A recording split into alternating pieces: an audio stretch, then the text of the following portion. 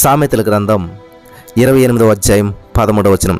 అతిక్రమములను దాచిపెట్టువాడు వర్ధిల్లడు, వాటిని ఒప్పుకొని విడిచిపెట్టిన వాడు కనికరము పొందును. స్తోత్రం దేవ సర్వోన్నత సర్వాధికారి. ఈరోజు ఈ యొక్క వాక్యం ధ్యానిస్తూ ఉండగా మాతో మాట్లాడి మమ్మల్ని అందరినీ బలపరిచి విత్తబడిచిన వాక్యం వ్యర్థం కాకుండా ప్రతి హృదయంలో నాటబడి ఫలించి విస్తరించి నూరంతలుగా పంటను అనుభవించినట్లు ప్రతి వారి జీవితంలో ఆ యొక్క సమృద్ధి అయిన జీవితం జీవించడానికి కృప చూపించమని నజరేయుడైన యేసు క్రీస్తు నామములో ప్రార్థించి నమ్మి పొందుకుని నమ్మ పరమ తండ్రి, ఆమేన్. ప్రియులారా, మన జీవితంలో మన యొక్క ప్రవర్తన ద్వారా అనేక మందిని వాక్యం అవసరం లేకుండానే మార్చొచ్చు. మన యొక్క ప్రవర్తన అనేక మందిని ప్రభావితం చేస్తుంది. మత్తయి సువార్త, మార్కు సువార్త, లోక సువార్త, యోహాను సువార్త అందరికీ తెలియకపోవచ్చు, కానీ 5వ సువార్తగా నీ జీవితాన్ని నా జీవితాన్ని అందరూ చదువుతూనే ఉంటుంటారు. నీ జీవితాన్ని నా జీవితాన్ని అందరూ గమనిస్తూనే ఉంటారు. నీ ప్రవర్తన నా ప్రవర్తన ప్రతి వారు ప్రతిరోజు చదువుతూనే ఉంటారు. నీ చూపు, నీ మాట, నీ ఆలోచన, నువ్వు చేసే ప్రతి పని కూడా ప్రతి వ్యక్తిని ప్రభావితం చేస్తుంది. అది అన్యులైనా సరే, నీ చుట్టుపక్కల వారినైనా సరే ప్రభావితం చేస్తూ ఉంటుంది. కాబట్టి చాలా జాగ్రత్తగా ఉండాలి. ఇంగ్లాండ్ దేశం యొక్క ఒక ముఖ్య పట్టణమైనటువంటి లండన్లో ఒక వీధిలో ఒక బాలురు కొంతమంది కర్రలతో ఆడుకుంటూ ఉన్నారంట. ఇది జరిగినటువంటి సంఘటన, చాలా జాగ్రత్తగా వినాలి. దేవునికి స్తోత్రం కలుగును గాక. చాలామంది బాలులు ఆడుకుంటూ ఉన్నారు. అలా ఆడుకుంటూ ఉన్నటువంటి సమయంలో అప్పుడు అకస్మాత్తుగా ఒక కుర్రవాడు ఏం చేశాడంటే తన చేతిలో ఉన్నటువంటి కర్రను విసిరాడు. అది అనుకోకుండా వెళ్ళి దగ్గరలో ఉన్నటువంటి ఒక ఇంటి యొక్క కిటికీ అద్దంపై పడ్డది. ఆ అద్దము ఆ కర్ర తగలటం వల్ల ముక్కలైపోయింది. దాన్ని చూసినటువంటి అక్కడున్న కుర్రవాళ్ళంతా కూడా అమ్మో ఏమి జరుగుతుందని చెప్పి చుట్టూ ఉన్న కుర్రాళ్ళందరూ వణికిపోయారు. అక్కడి నుంచి వేగంగా పరిగెత్తుకుని పారిపోయారు. కానీ ఏ వ్యక్తి అయితే ఆ అద్దాన్ని పగలగొట్టాడో, ఆ అద్దాన్ని పగలగొట్టినటువంటి ఆ యొక్క కుర్రవాడు మాత్రం మిగిలినటువంటి ఇతర కుర్రవాళ్ళలాగా కలిసిపోలేదు, పారిపోలేదు. తిన్నగా ఆ అద్దం పగిలినటువంటి ఇంటికి వెళ్ళి తలుపు కొట్టాడు. తలుపు కొడితే ఆ ఇంటి యజమాని ఆ తలుపు తీశాడు. వెంటనే ఆ కుర్రవాడు భయంతో వణుకుతూ ఉన్నాడు, దుఃఖంతో ఏడుస్తూ ఉన్నాడు. అయ్యా, దయచేసి నన్ను క్షమించండి. ఇదిగో ఈ వీధిలో ఆడుకుంటూ ఉన్నాం, మేము అనేక మంది కలిసి ఆడుకుంటున్నప్పుడు నా చేతిలో ఉన్న కర్ర విసిరపోయినప్పుడు జారిపోయి పొరపాటును గురి తప్పి ఇదిగో మీ ఇంటి కిటికీ యొక్క అందమైనటువంటి ఆ అద్దాన్ని పగలగొట్టేశాను. నేనే పగలగొట్టానండి. దాని కొరకు నేను చాలా బాధపడుతున్నాను, చాలా దుఃఖపడుతున్నాను. దయచేసి నన్ను క్షమించండి. నేను అతిక్రమం చేశాను, నేను తప్పు చేశాను, నన్ను క్షమించండి అని చెప్పి క్షమాపణ అడిగాడంట ఆ చిన్న బిడ్డ. ఆ క్షమాపణ అడుగుతూ ఉన్నాడంట. దీన్ని విన్నటువంటి ఆ ఇంటి యజమాని, అబ్బాయి నువ్వు విచారపడవద్దులే, ఏదో తెలియకుండానే చేశానంటున్నావు కదా, కావాలని చేసినట్లేదు కదా, సరే ఇక మీదట ఎప్పుడు కూడా అలా చేయకే, ఇలాంటి తప్పు ఎప్పుడు చేయకే, ఇలాంటి పని ఎప్పుడు చేయకూడదు, మరి జాగ్రత్త, నేను నిన్ను క్షమించేశాను, సరే మేము చూసుకుంటాంలే, ఏం ప్రాబ్లం లేదు, వెళ్ళిపో అన్నాడంట. హల్లెలూయా, దేవునికి స్తోత్రం కలుగును గాక. ఇక్కడితో ఈ స్టోరీ అయిపోతే మనం చెప్పుకోం. ఇక్కడే ఉంది అసలైనటువంటిది.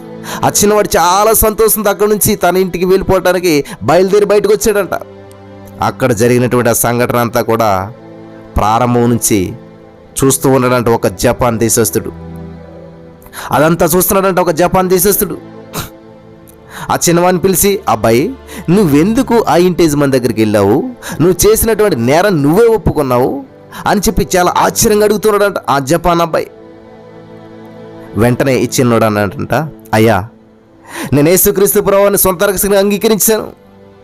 నా తల్లిదండ్రులు మేమంతా క్రైస్తవులు, ప్రతి ఆదివారం చర్చికి వెళ్తాం, దేవుని వాక్యాన్ని వింటాం, నీతి నిజాయితీగా జీవించాలి, ప్రాణాపాయ స్థితి వచ్చినా కూడా అబద్ధం ఆడకూడదని చెప్పి సండే స్కూల్లో నాకు బోధించారు, నా తల్లిదండ్రులు నాకు బోధించారు.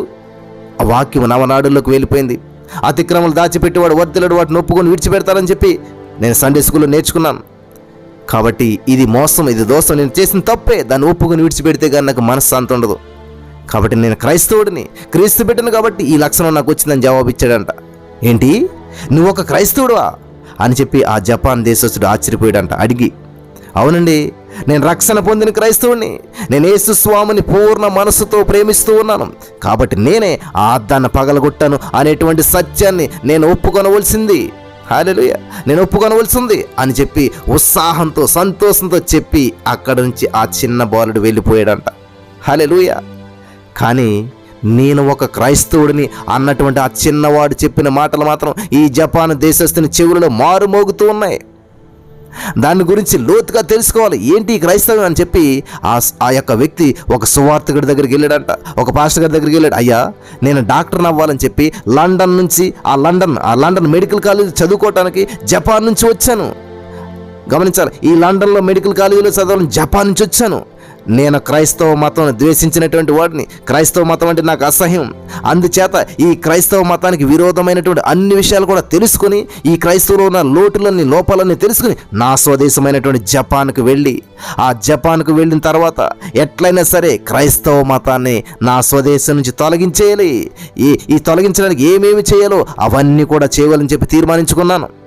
ప్రణాళికలు సిద్ధం చేసుకున్నాను. ఈ క్రైస్తవులో ఉన్న లోపాలని ఇవన్నీ నేను సేకరిస్తూ ఉన్నాను, క్రైస్తవుని అసహించుకుంటూ ఉన్నాను. అటువంటి సమయంలో ఈ రోజున ఒక చిన్న కుర్రవాడిని నేను చూశాను. ఆయన యేసుప్రభుని ప్రేమించుతున్నాడంట. అందుకని యేసుప్రభు వారి మీద ఉన్న ప్రేమతోటి సత్యం చెప్పాలని చెప్పి దాన్ని క్రియలో చూపించాడు. ఆ చిన్నవాని యొక్క యేసుని గురించి నేను ఇంకా తెలుసుకోవాలని చెప్పి ఆశిస్తూ ఉన్నాను. దయచేసి నాకు చెప్పండి అని ఆశతో బ్రతిమాలాడంట సేవకుడిని. అప్పుడు ఆ బోధకుడు యేసుక్రీస్తు ప్రభువు యొక్క ప్రేమను, పాపుల కొరకై ఆయన శిలువలో మరణించినటువంటి దాని గురించి చాలా వివరంగా చెప్పాడంట. ఆయనను విశ్వసించి పాపాలన్నీ చెప్పాడు. ఒప్పుకోమని చెప్పి మనుషుల దగ్గర కూడా వారికి విరోధంగా చేసినవని ఒప్పుకోనమని చెప్పి వారి క్షమాపణ పొందినటువంటి వారైతే యేసు ప్రభు వాళ్ళ అటువంటి వారిని క్షమిస్తాడు, దీవిస్తాడు అని చెప్పి విపులంగా చెప్పాడు ఆ దైవ సేవకుడు. ఈ జపాన్ దేశస్థుడు లోతుగా పశ్చాత్తాపడ్డాడు, తన పాపాలన్నీ ఒప్పుకున్నాడు. పూర్తిగా యేసుక్రీస్తు ప్రభువు గురించి తెలుసుకుని నమ్మి బాప్తిసం పొంది రక్షించబడ్డాడు. ఆమేన్, హల్లెలూయా. ఈ జపాన్ దేశ యవ్వనస్తుడైనటువంటి డాక్టర్ గారు తర్వాత ఏం చేశాడు తెలుసా? తన దేశానికి వెళ్ళాడు, ఒక పెద్ద ఆసుపత్రిని నిర్మించాడు. అక్కడ చాలామంది క్రైస్తవ బోధకులు, సేవకులు, మిషనరీలు అందరి దగ్గరికి వెళ్ళి అక్కడ ఉన్నటువంటి రోగులకు యేసు గురించి ప్రతిరోజు చెప్పడానికి ఏర్పాట్లు చేశాడు. ఒక్కొక్క రోగికి చదువుకోవడానికి బైబిల్ కూడా ఇచ్చాడు. ఇలాగన ఆ జపాన్ దేశస్థుడైనటువంటి ఆ డాక్టరు, ఆ యవ్వనస్తుడైనటువంటి ఆ వ్యక్తి రక్షకుడైనటువంటి యేసుక్రీస్తు ప్రభువుని తెలుసుకొని ఒక మంచి క్రైస్తవుడిగా మారినందులకు కారణం ఎవరనుకుంటున్నారు? తాను చేసినటువంటి నేరాన్ని భయపడకుండా ఏ శిక్ష పడినా పర్వాలేదు అని చెప్పి సత్యాన్ని, అతిక్రమను ధైర్యంగా చెప్పి క్షమాపణ కోరుకున్నటువంటి ఒక చిన్నవాడే కదా, ఒక చిన్నవాని ప్రవర్తనే కదా అటువంటి యవ్వనస్తుడైన డాక్టర్ని మార్చింది, ప్రభావితం చేసింది. హాస్పిటల్ కట్టి హాస్పిటల్లో ఉన్న ప్రతి రోగులకు బైబిల్ని ఇచ్చేలా చేసింది. హల్లెలూయా, దేవునికి స్తోత్రం కలుగును గాక. కాబట్టి ఈరోజు నీ మాటలు వింటున్న ప్రియమైనటువంటి సహోదర స్నేహితులారా, అతిక్రమలు దాచిపెట్టువాడు వర్తిలు వాడు ఒప్పుకొని విడిచిపెట్టువాడు కనికరం పొందును. నీ నిజాయితీ ప్రవర్తనే నీ భర్తను మార్చొచ్చు, నీ నిజాయితీ ప్రవర్తనే నీ అత్తమామలు మార్చొచ్చు, నీ నిజాయితీ ప్రవర్తనే నీ బాస్ని, నీ కొలీగ్స్ని, నీ ఇరుగు పొరుగు వారిని అందరిని కూడా మార్చి నీకు మరి స్నేహితులుగా చేస్తుంది, శత్రువుని మిత్రులుగా చేసేటువంటిది. ఒకని ప్రవర్తన యెహోవాకు యోగ్యమైనప్పుడు వాని శత్రువులను కూడా మిత్రులుగా చేస్తారంట. కాబట్టి ఈ రోజున ఈ వాక్యం వింటున్నటువంటి మీ యొక్క ప్రవర్తన ద్వారా మీ చుట్టుపక్కల వారిని అనేక మందిని ప్రభావితం చేసి ప్రభు వైపు ఆకర్షించడానికి సహాయం చేసి నడిపించి బలపరచును గాక. ఆమేన్.